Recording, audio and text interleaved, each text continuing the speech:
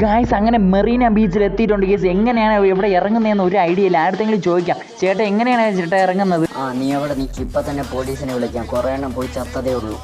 ചേട്ടാ ദൈവത്തെ ഓർത്ത് പോലീസിനെ വിളിക്കല്ലേ ചേട്ടാ.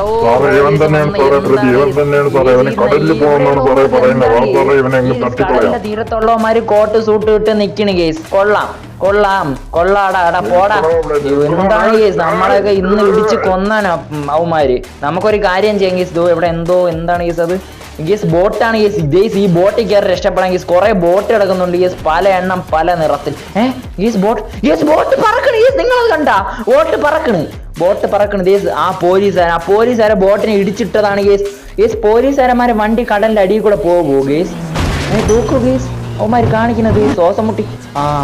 ചത്തില്ല അവന്മാരിത് വീണ്ടും ഇറങ്ങി വരെയാണ് ഗേസ്. എവിടെ നിന്ന് രക്ഷപ്പെടാതെ വേറെ ഒരു വഴിയും ഇല്ല. എവിടെ നിന്ന് യവന്മാരെ കയ്യിൽ നിന്ന് രക്ഷപ്പെട്ടാൽ മതി.